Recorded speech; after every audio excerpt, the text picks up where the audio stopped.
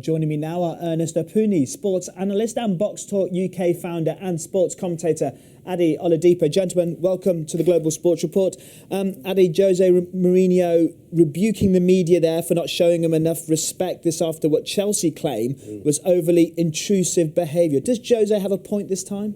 Absolutely no point whatsoever. Look, he entertains the media. He's been doing that since he came here. He's been doing that when he left. You can't have it both ways. You entertain them and they come and they applaud everything you do, and when it goes bad you want them to go away and disappear.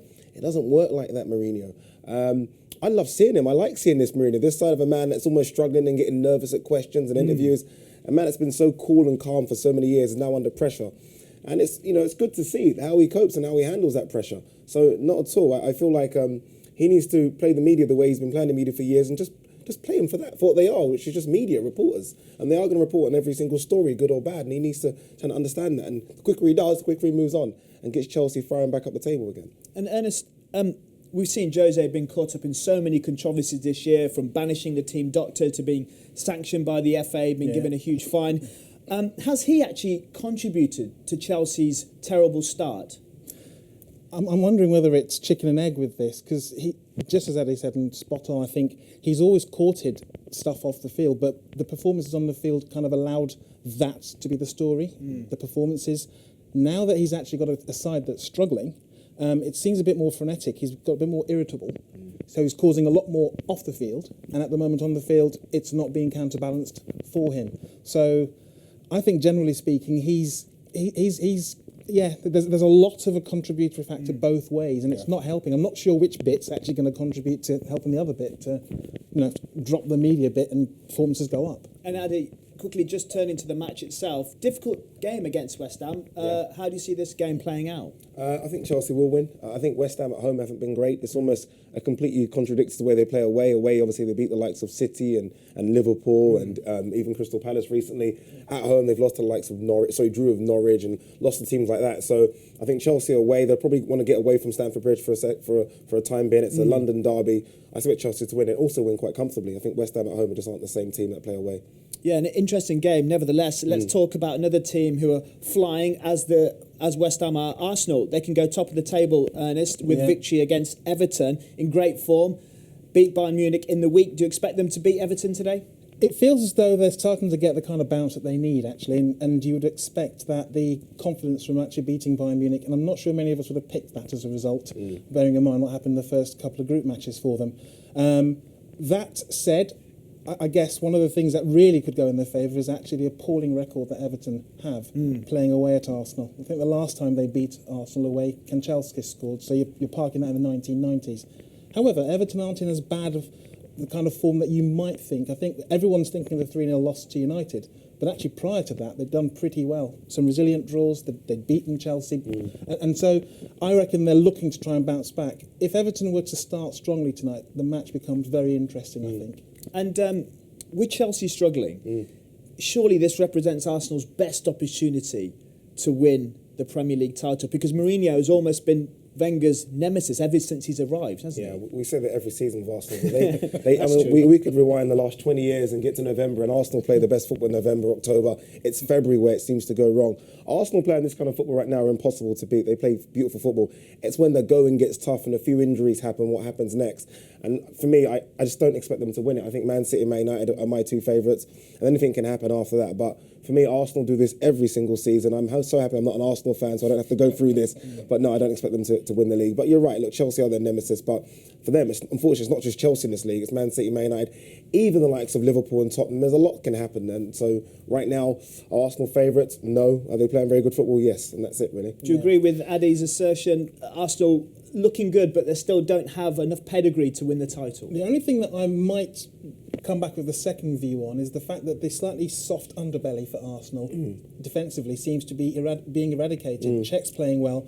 They've had 3 clean sheets, one against United, one against Bayern Munich. So now, actually, I think that could be the thing that they could build off. So potentially, if they can keep it going beyond this side of Christmas, I don't see why not. They could win the shake-up. And Adi, if they don't win the title, will people look at Wenger's transfer business over the summer? Just one player, Peter Cech?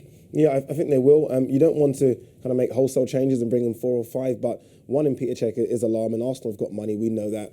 I still think they needed a defensive midfield player. You kind of wonder what's going to happen if a couple of injuries happen to the team, if Sanchez gets injured or comes off form. But right now, the squad is looking good. I don't think you need to make wholesale changes. We've seen the teams that have done that and it doesn't work. So I think Arsenal right now are in the best position to win the league. I just don't think they will.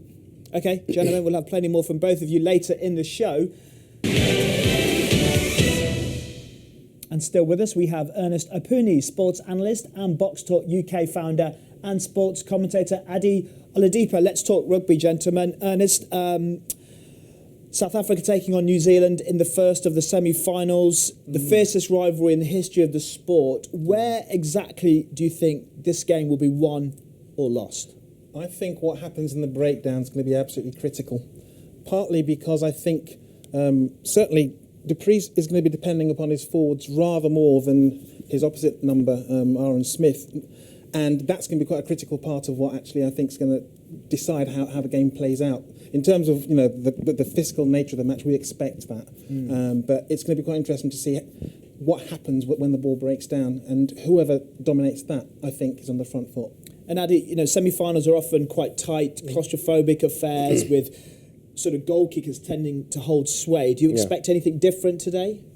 Yeah, I do. I've said New Zealand from the outset, and I just think they're playing rugby right now it's just unstoppable at the moment. I don't think, and this is a big shot, but I don't think we're just seeing the best New Zealand side this year. I think probably ever. It's that good. The mix they've got in experience and youth. Since they won the World Cup 4 years ago, they've played 52 Test matches and won 47. Staggering record. That's ridiculous. And I just feel like the way they blew away France in the quarterfinals, and that's the France team that was 6th in the world, they blew them away by nearly 50 points. I just feel right now they're playing rugby that's quite scary. Yes, South Africa matched them physically, but when it comes to flair play and just those kind of extra things you need to win these kind of games, I think South Africa are probably 2 years past their prime. They've got a lot of experienced players in there, but sometimes they've reached in a stage where experience does get old. And I think they're just on that slope right now, and I think New Zealand are going to play them at a really good time, and I think New Zealand will win, and I think it will be more comfortable than people expect it to be. Ernest, you're shaking your head there, perhaps. I mean, are the All Blacks, though, under pressure simply because everyone expects them to win? Everyone expects them to be lifting the Webb Ellis Trophy next Saturday? That would once have been the case. I mean, this particular iteration of the All Blacks does seem to not be as inhibited by being identified as the favourites. However, I'm wondering whether the fact that they've not really been challenged so far in this tournament means that they come into this match a bit underdone. I think South Africa are much more on their guard after what happened against Japan. And looking out there, it's going to be windy, there's going to be quite a bit of rain, classic ingredients for an upset. Although New Zealand are an all-round better side, I've just got a slight heart over head feeling. There's a jogging through the streets, which will bring back bad memories for the New Zealand side. So even though we're in this building, I've got to be careful what I say. I have a suspicion South Africa could actually be the ones this evening celebrating. Me and Ernest are going to do a side bet right there. Adi, you said South Africa perhaps 2 or 3 years past their best. They have shown remarkable powers of recovery, particularly after that shock defeat against Japan. For South Africa supporters, where are there any crumbs of comfort? The fact that sometimes, and you said this, New Zealand, look, they can beat New Zealand. They've played each other numerous times. They can beat New Zealand. They look at like Habana now, record try scorer in the World Cup. He looks like he's on staggering form right now. In the pack, they have the biggest pack ever, to be honest. They outweigh New Zealand by a few certain in the pack. So if it does get physical, if it does get wet and slippery out there, they've got a chance. I just feel like right now New Zealand are playing just amazing rugby. And although Ernest said they've not been tested, I mean, France, as you say, were 6th in the world. That's a test. And they blew that test out of the water. South Africa have creaks that I don't think they played amazing rugby this tournament, but they're through to the semi-final. I think that's where it stops. Okay, let's quickly now nail you down both on predictions. 30 seconds left. Adi, New Zealand and by how many points? 15. 15 points. And Ernest? I'd say South Africa by about 4 or 5. South Africa by 4 or 5. Good point. Gentlemen, we'll see if these predictions do indeed come true. Pleasure having you both here on Global Sports Report.